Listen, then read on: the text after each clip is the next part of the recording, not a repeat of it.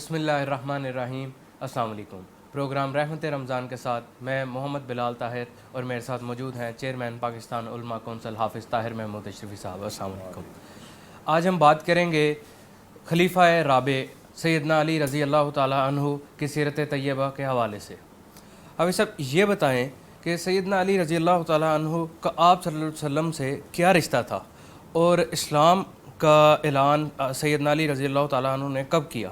بسم اللہ الرحمن الرحیم، الحمدللہ رب العالمین، والصلاة والسلام علی سیدنا و مولانا محمد وعلی آلہ و اصحابہ اجمعین۔ ماشاءاللہ آج پورے ملک کے اندر یوم سیدنا علی، بلکہ پوری دنیا کے اندر یوم سیدنا علی کرم اللہ وجہہ منایا جا رہا ہے۔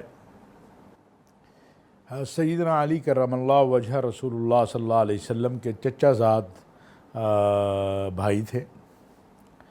آپ کی تربیت رسول اللہ صلی اللہ علیہ وسلم نے خود فرمائی۔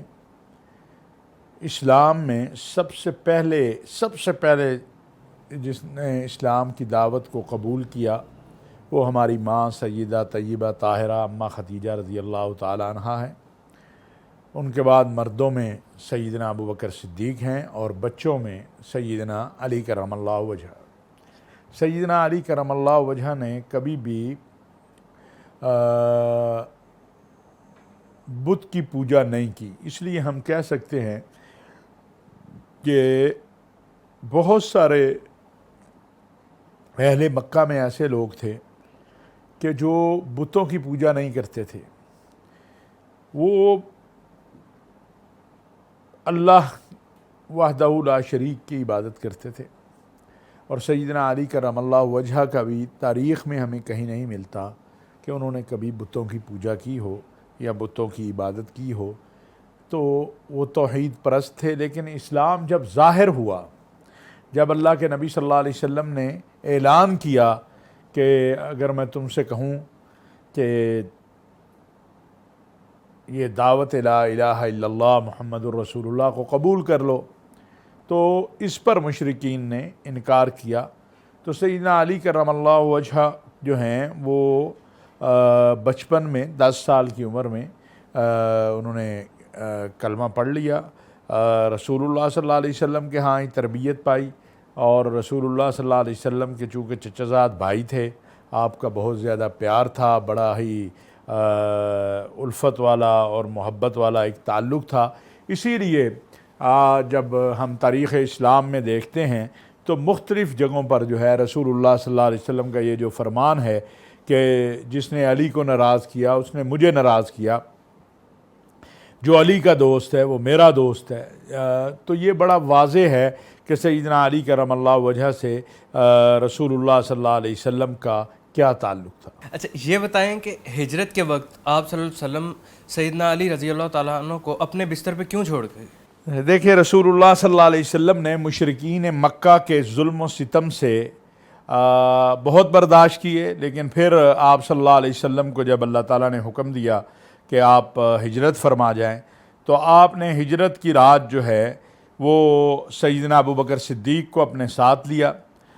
اسی لیے کہتے ہیں کہ صدیق اکبر یار غار بھی ہیں، یار مزار بھی ہیں، یعنی آج بھی رسول اللہ صلی اللہ علیہ وسلم کے ساتھ سیدنا صدیق اکبر جو ہیں وہ روضہ اطہر میں موجود ہیں۔ تو سیدنا صدیق اکبر آپ کے ہم سفر بنے، اور سیدنا علی کرم اللہ وجہہ کو رسول اللہ صلی اللہ علیہ وسلم نے کہا کہ آپ میرے بستر پر سو جائیں، آپ میرے بستر پر سو جائیں، آرام کریں۔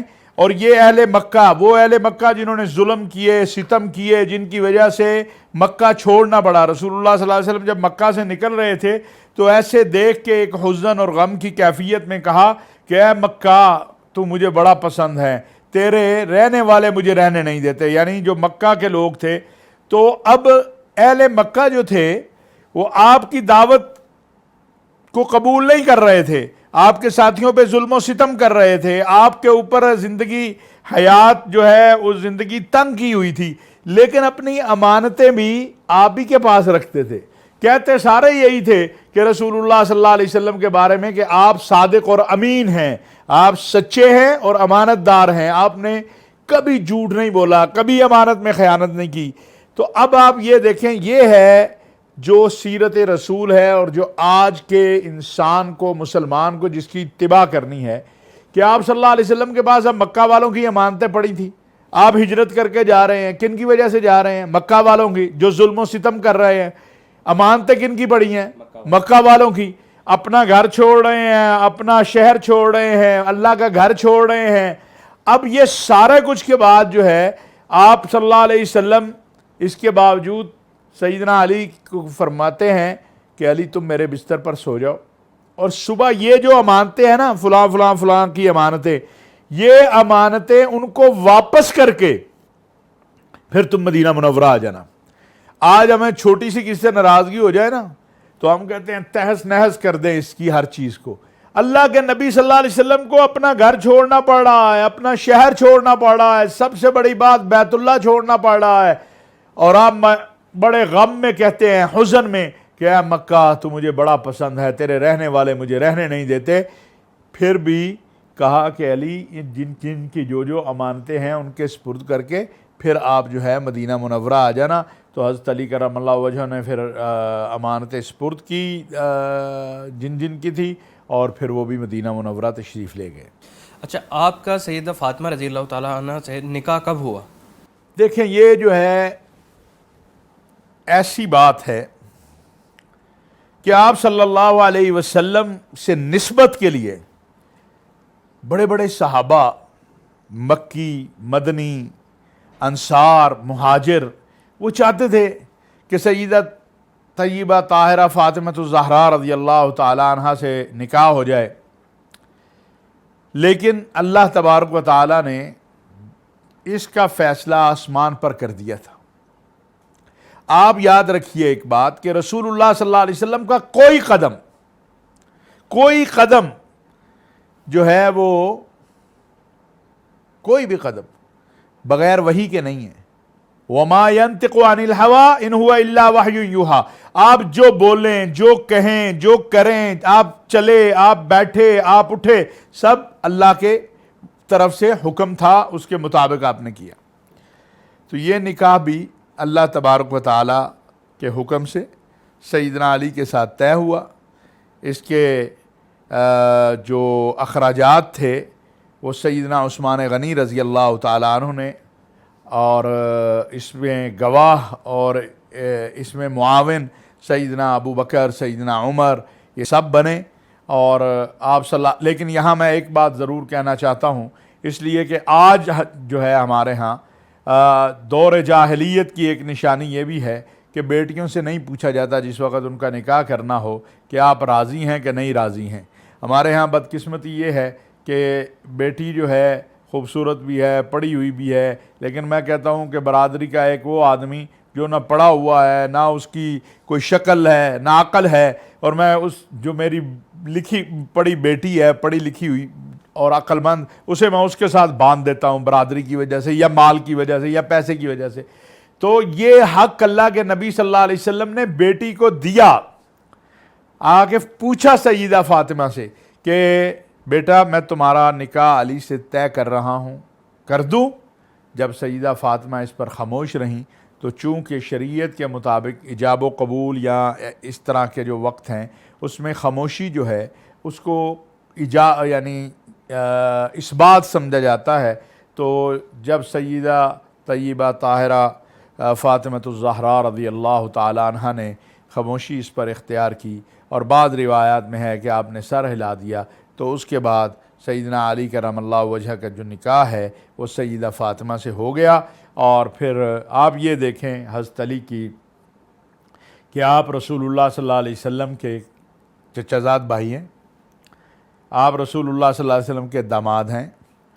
رسول اللہ صلی اللہ علیہ وسلم کی جو اولاد ہے، یہ دو بیٹے ایسے ہیں دنیا میں جن کی نسبت اپنے باپ سے زیادہ اپنے نانا کی طرف ہے۔ خود حضرت علی بھی کہتے ہیں کہ حسن اور حسین رسول اللہ صلی اللہ علیہ وسلم کے بیٹے ہیں۔ تو حسنین کریمین جن کی یہ امت قیامت کی صبح تک مقروض رہے گی، ان کے والد ہیں۔ اور پھر سیدہ زینب اللہ تبارک و تعالی ہماری ماؤں بہنوں بیٹیوں کو ان کے نقش قدم پر چلنے کی توفیق عطا فرمائے۔ ان جیسی شجاع اور بہادر بیٹی کے باپ ہیں۔ تو یہ جو ہے حضرت علی کا نکاح اس طرح طے ہوا، اور پھر اس کے بعد جو ہے باقی مراحل زندگی کے جو ہیں وہ دنیا کے سامنے ہیں کہ اللہ تعالیٰ نے آپ کی اولاد کے ذریعے دین اسلام، جیسے ہم نے پہلے بھی ایک بار عرض کیا کہ بدر ابتدا ہے اور کربلا انتہا ہے، کہ جب تک قیامت کی صبح تک انسانیت رہے گی لوگ حسینیت زندہ باد کہتے رہیں گے، اور جب آپ حسین زندہ باد کہیں گے تو حضرت علی کرم اللہ وجہ کا ذکر ایٹومیٹکلی آئے گا کہ حسین ابن علی تجھے سلام۔ تو یہ بڑا واضح ہے، اور یہ اسی نکاح کی برکت ہے جو اللہ نے آسمان پہ طے کیا اور پھر زمین پر وہ جو ہے۔ اچھا حافظ صاحب، آپ کو ابو تراب کا لقب رسول اکرم صلی اللہ علیہ وسلم نے کب اور کیوں دیا؟ ایک دن تھوڑی ناراضگی ہو گئی، جیسے ہو جاتی ہے میاں بیوی میں ناراضگی، تو حضرت علی اور حضرت فاطمہ کی آپس میں ناراضگی ہو گئی تھوڑی۔ جب ناراضگی ہو گئی تو سیدنا علی کرم اللہ وجہ گھر سے نکل کے تو باہر مسجد میں اب وہ لیٹے ہوئے تھے، تو آپ کے ادھر تھوڑی مٹی لگی ہوئی تھی، تو رسول اللہ صلی اللہ علیہ وسلم کو جب علم ہوا تو آپ صلی اللہ علیہ وسلم حضرت علی کو ڈھونڈنے کے لیے نکلے کہ کدھر ہے علی، اور دیکھا کہ وہ مسجد کے اندر آپ لیٹے ہوئے ہیں۔ تو آپ نے، چونکہ وہ مٹی لگی ہوئی تھی، تو آپ نے پیار سے اپنے ہاتھ سے اس مٹی کو جھاڑا اور کہا ابو تراب۔ تو تراب مٹی کو کہتے ہیں۔ آپ کی کنیت ابو الحسن بھی ہے، آپ کی کنیت ابو الحسین بھی ہے چونکہ، لیکن آپ خود حضرت علی جو ہے وہ اس کنیت کو زیادہ پسند کرتے تھے، کیونکہ رسول اللہ صلی اللہ علیہ وسلم نے ابو تراب کے نام سے آپ کو پکارا، تو آپ اس کنیت کو بہت زیادہ پسند کرتے تھے، اور رسول اللہ صلی اللہ علیہ وسلم کی جو محبت تھی اس میں تو یہ کوئی شک ہی نہیں کسی کو کرنا چاہیے۔ کہا اے اللہ میں علی سے محبت کرتا ہوں، اور جو اس سے محبت کرے تو اس سے محبت کر۔ اس طرح کہا کہ جو علی کا دوست ہے وہ میرا دوست ہے، اور کہا جو علی سے بغض رکھتا ہے وہ میرے سے بغض رکھتا ہے۔ ایک بات یاد رکھیے کہ اصحاب رسول و اہل بیت کی محبت ایمان کا حصہ ہے۔ جو شخص صحاب رسول و اہل بیت سے محبت نہیں رکھے گا وہ مومن اور مسلم ہو ہی نہیں سکتا ہے، تو یہ ذہن میں رہنا چاہیے۔ اچھا، خلفائے راشدین حضرت ابوبکر، عمر اور عثمان رضوان اللہ علیہ اجمعین اپنے ادوار میں آپ سے رہنمائی کس طرح سے لیتے تھے؟ دیکھیں، ایک بڑا معروف حضرت عمر رضی اللہ تعالیٰ عنہ کا قول ہے کہ لولا علی لہلک عمر، اگر علی نہ ہوتے تو عمر ہلاک ہو جاتا۔ آپ فقیہ تھے ماشاءاللہ، آپ محدث تھے، آپ مفسر تھے، تو حضرت ابوبکر صدیق، حضرت عمر فاروق، حضرت عثمان غنی، تینوں خلفاء اور صحابہ اکرام، دیکھ کسی بھی مسئلے کے اندر جو ضرورت ہوتی انسانی شرعی قرآنی مسئلے کو سمجھنے کے لیے، یا اس میں رائے جو ہے یا رہنمائی کے لیے، تو حضرت علی کرم اللہ وجہ سے رجوع کرتے۔ آپ کا بہت اچھا تعلق تھا خلفاء راشدین کا آپ کے ساتھ، حضرت ابوبکر صدیق کا، حضرت عمر کا، حضرت عثمان کا، اور تاریخ نہیں بلا سکتی کہ جب سیدنا عثمان غنی رضی اللہ تعالیٰ عنہ کے گھر کا محاصرہ کیا باغیوں نے، تو سیدنا علی نے اپنے دونوں بیٹوں کو بھیجا کہ جا کے چچا کے گھر کے دروازے پہ کھڑے ہو جاؤ، لیکن وہ بھی عثمان تھے۔ سیدنا عثمان نے کہا میں تو عام انسان کا مدینہ منورہ میں خون نہیں بہتا دیکھنا چاہتا، آپ تو کائنات میں اس عظیم ترین ہستی کے نواسے ہیں جن کے لیے یہ کائنات بنی، تو آپ کو کوئی تکلیف پہنچ جائے، آپ کو کوئی نقصان پہنچ جائے، یہ میں برداشت نہیں کر سکتا۔ تو سیدنا عثمان غنی رضی اللہ تعالیٰ عنہ نے پھر واپس بھیج دیا حسنین کریمین کو۔ اس پر حضرت علی ناراض بھی ہوئے اپنے صاحبزادوں پر، لیکن یہ بھی تاریخ کا حصہ ہے کہ اصحاب رسول و اہل بیت کے درمیان محبت، ان کے درمیان احترام، اور دوسری بات میں ایک بات اور عرض کروں کہ حضرت علی کرم اللہ وجہ اتنے شجاع تھے اور بہادر تھے کہ خوف والی تو بات ہی کوئی نہیں تھی۔ جب آپ کو پرچم دیا تو جو باب خیبر ہے روایات میں آتا ہے کہ وہ آپ نے اکیلے نے اس کو اوپر اٹھایا، جس سے مسلمان داخل ہو گئے، صحابہ داخل ہو گئے خیبر کے اندر، قلعے کے اندر. تو کہتے ہیں بعد میں جب اس دروازے کو ہٹانا پڑا تو 40 لوگوں نے زور لگایا. تو آپ جو ہے وہ اللہ کے شیر تھے اور شجاع تھے اور بہادر تھے، اور آپ جنگوں میں، غزوات میں ماشاءاللہ سیدنا علی کرم اللہ وجہ کا جو کردار اور سیرت ہے وہ تو صرف دنیا اسلام نہیں، دنیا عالم میں اس کی مثال ملنی مشکل ہے. تو اس لیے یہ بات بڑی واضح ہے کہ سیدنا علی کرم اللہ وجہ اور اصحاب خلفاء راشدین، صحابہ اکرام اور اہل بیت کے درمیان ایک جو محبت اور الفت کا تعلق تھا وہ بڑا ہی گہرا اور مضبوط تھا. حافظ صاحب، سیدنا علی رضی اللہ تعالیٰ عنہ کی شہادت کیسے ہوئی اور وہ کون لوگ تھے؟ سیدنا علی کرم اللہ وجہ چونکہ اسلام کا پرچم تھے، علم تھے، اور اسلام کے خلاف سازشوں کا آغاز ہو چکا تھا. یہود، نصارہ، پھر ایک خارجی جو طبقہ تھا وہ مسلسل بغاوت کا سلسلہ شروع ہوا سیدنا عثمان کے خلاف، پھر بیچ میں جنگیں آئیں. تو وہ لوگ جو نہیں چاہتے تھے کہ اسلام جو ہے وہ جس تیزی سے پھیل رہا تھا وہ پھیلے اور مسلمان قوت میں رہے، تو وہ انہوں نے سازشوں کا آغاز کر دیا، سازشیں شروع کر دی تھی. حضرت عثمان کے دور سے شروع ہو گئی. اب بلکہ اگر ہم دیکھیں تو یہ شروع تو سیدنا عمر بن خطاب کے دور سے ہوئی، جب سیدنا عمر بن خطاب کو مسجد میں حملہ کر کے نماز کے دوران شہید کیا گیا. تو یہ دنیا کے اندر پہلا خودکش حملہ جو ہوا مسجد کے اندر وہ سیدنا عمر رضی اللہ تعالیٰ عنہ پر ہوا، اور اس کے بعد دوسرا حملہ نماز میں مسجد میں وہ سیدنا علی پر ہوا. تو اب خوارج جو تھے، خوارج ہیں کون؟ یہ ان کی پہچان یہ ہے کہ وہ مسلمانوں کی تکفیر کرتے ہیں، اور مسلمانوں کے اوپر جو ہے، جو اہل اسلام ہیں ان کے اوپر تکفیر بھی کرتے ہیں اور تبرہ بھی کرتے ہیں. تبرہ کیا ہے؟ یعنی کسی مسلمان پہ لعن طعن کرنا، یا صحاب رسول و اہل بیت پہ جو ہے خدا نخواستہ ان کی توہین تنقیص کرنا، یا مسلمانوں کے اوپر الزام تراشی کرنا.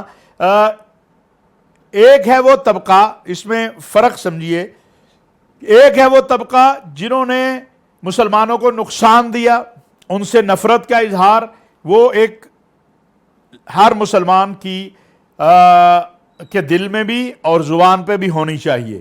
لیکن تکفیری اور تبرعی طبقہ جو ہے وہ ہے کہ جو مسلمانوں اور مسلمانوں کے اسلاف اور اکابر اصحاب رسول و اہل بیت پہ الزام تراشی کرے، ان کی توہین کرے، ان کی تکفیر کرے، یا عام مسلمانوں کو کافر کہے. تو اس سے یہ مراد ہے. خوارج جو ہیں یہ وہ ہیں جو کہتے ہیں ہم بڑے اچھے مسلمان ہیں اور دوسروں کو مسلمان نہیں سمجھتے.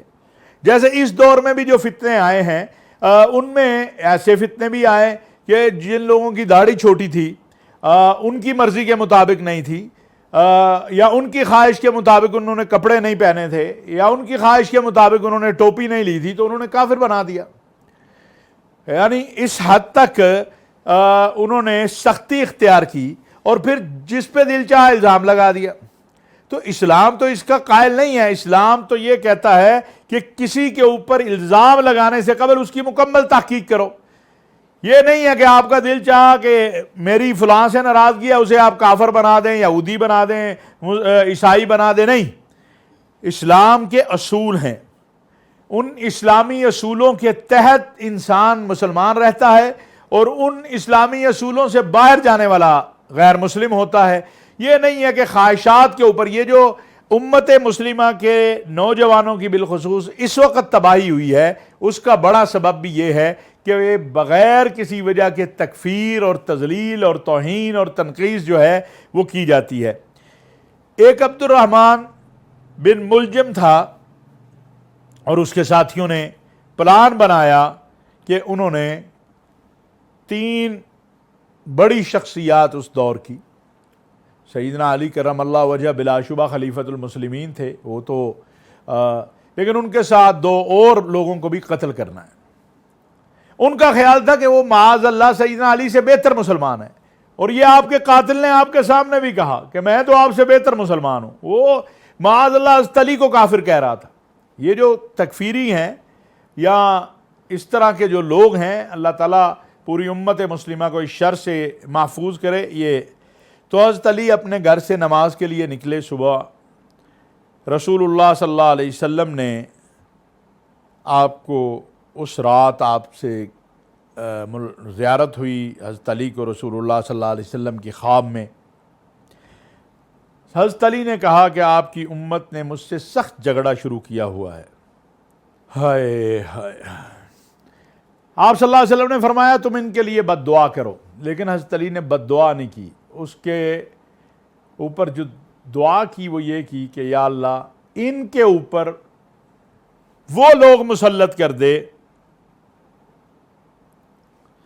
جو مجھ سے بدتر ہوں۔